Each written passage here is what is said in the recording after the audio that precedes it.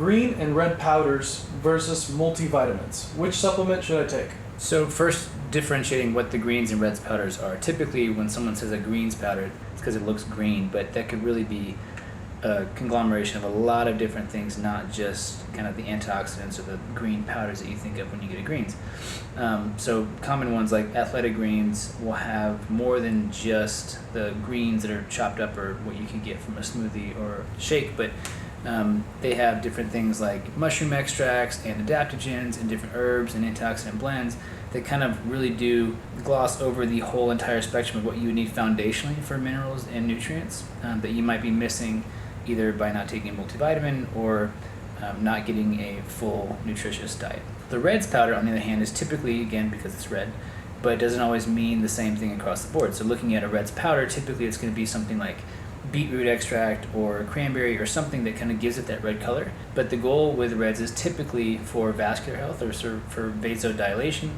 But in terms of kind of replacing a multivitamin, I think it's a really good strategy, especially if someone doesn't like to take pills, because to get the same kind of quantity food-wise or from a supplement, you would need to take a lot of capsules or tablets. So generally speaking, I recommend most of my clients to take a greens and reds powder in whatever format that might be. We have our own preferred company that we use called Numedica that has one called Premium Greens, and then the reds powder would be Nova Complete, really just because they're accessible, they're not really super expensive like an AG1, but they do have kind of the whole spectrum of what you would want comparatively and then also qualitatively. Can I intermittent fast safely on greens and reds?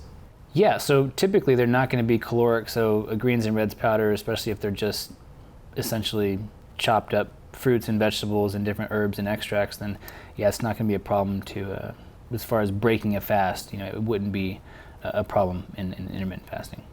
Are greens and reds safe for someone who's pregnant? It's going to depend on the individual all the time, and that should be made in the context of a provider-client relationship with everything else being looked at. But again, from the perspective of most of those things in the greens and reds powder being in a good prenatal vitamin, you might be missing some things by not taking a prenatal, but you can also cover those bases by knowing exactly what you are and aren't taking. Will reds and greens make my acid reflux worse?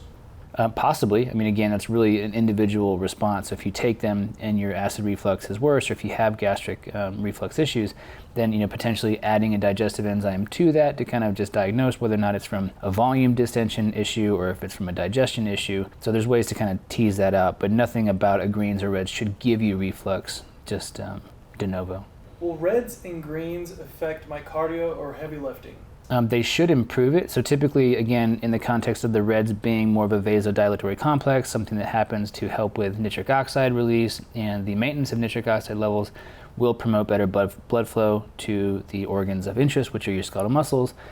So I've seen performance increases across the board when my athletes and clients start taking a reds powder, and the greens is just more of, again, a fundamental kind of covering all the bases for cellular energy and proficiency on the cellular level. So I can't see why it would hurt. Can I take greens and reds if I have SIBO or IBS? So that will depend on kind of the source of your SIBO and also with why the IBS is there in the first place. So really kind of differentiating, is this a product that has FODMAPs, right, the fructooligosaccharides and different kinds of starches that we look for to, from a fiber perspective, help the microbiome, but with someone with SIBO and there's again, I guess I'll define that for the crowd, small intestinal bacterial overgrowth, where most of the microbiome should be within the colon. Sometimes it can get out and start to populate in the small intestine, where they will ferment non-digestible fibers and different foodstuffs too early and cause gas, and that will make some bloating and some different issues from a gastrointestinal perspective. But going back to the main question, is it okay with SIBO and IBS? I would say there's a lot of benefit potentially, but you just have to try out the different kinds and make sure that when you do select one that it has all the properties that you want and none of the properties that you don't, and just use your own anecdote as data for yourself as an individual in an N of 1 trial. Are there any neurological benefits to taking reds and greens?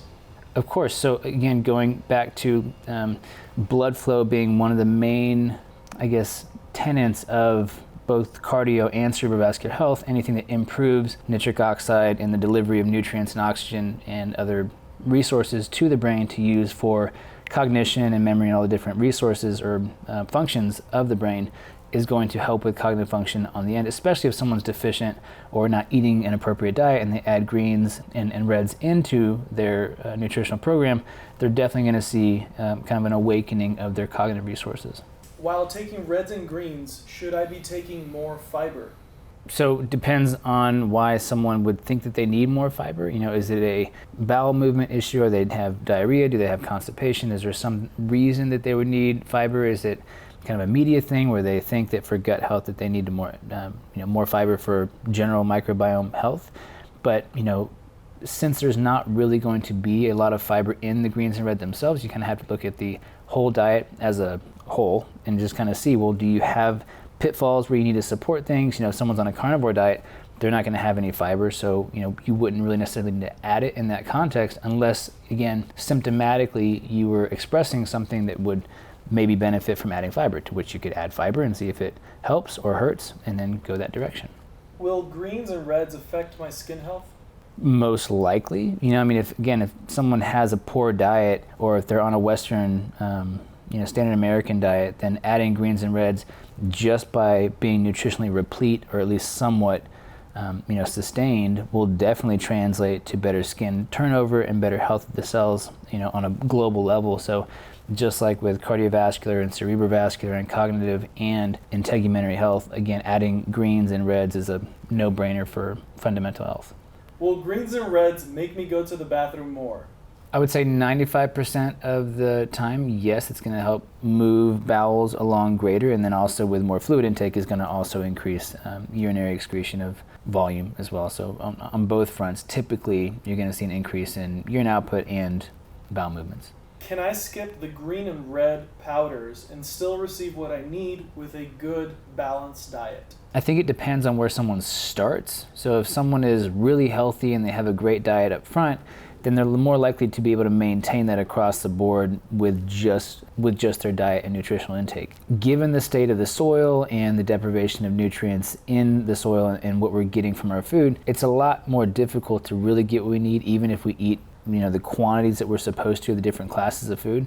So I'd say yes, most likely, but either with age or with more dysfunction in someone's well-being, the likelihood that you need to support, especially to just give yourself kind of room to explore with other different interventions that are going to be more prominent to a different symptom that someone might have, it's always better to just start with the fundamentals, as far as getting a good multivitamin, whether that's greens or pills or using fish oil and vitamin D. There's just easy fundamentals to do across the board that most likely you're not getting enough of in your nutritional regime, that it would just kind of be missing out on, stepping over dollars to pick up pennies if you don't do those first.